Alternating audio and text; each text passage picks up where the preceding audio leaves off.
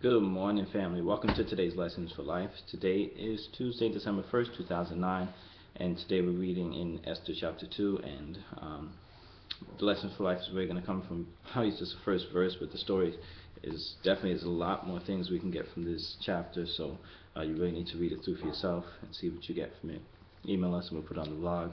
But we're seeing this, just the first verse, and this isn't really I would say the main story line of this chapter, but it's just something I saw immediately as I even started reading this chapter, where it talks about the king, and it says after some time, and his anger was appeased, and basically, you know, over time he was upset with his the queen, and he had decreed certain things because she hadn't come to him when he had called for her.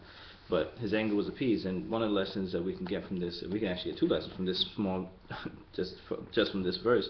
One of the lessons is that time. They say time heals all wounds, and definitely over time, no matter what the situation, someone's anger will be diminished, or whatever hurt will be softened.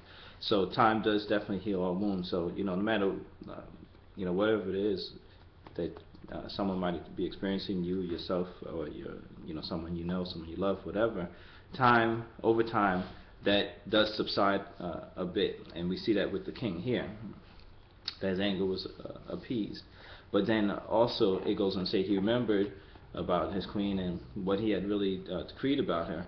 So another lesson we can get from this is something we talked about before. It's just because he wrote these things down before and really put it out there that he was not going to allow her to come back unto him, then that still remains. So the second lesson is really once again the power of writing things down, because you can say certain things, but when you write it down, it kind of really solidifies it and brings it more into reality and makes it more concrete.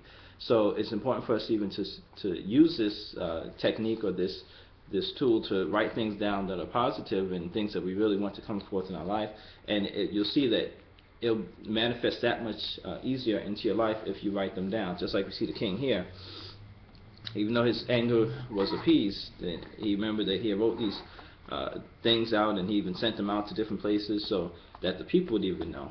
So this is the second thing I got, even just from this one verse. And like I said, there's so much more in this chapter, so you got to read it through and see what other lessons. There's definitely a few more lessons I saw as I was reading through this chapter, but I just wanted to share those two with you because they kind of hit me as soon as I started reading the chapter. Alright, so with that, create yourself a wonderfully blessed day today, and we'll talk again tomorrow.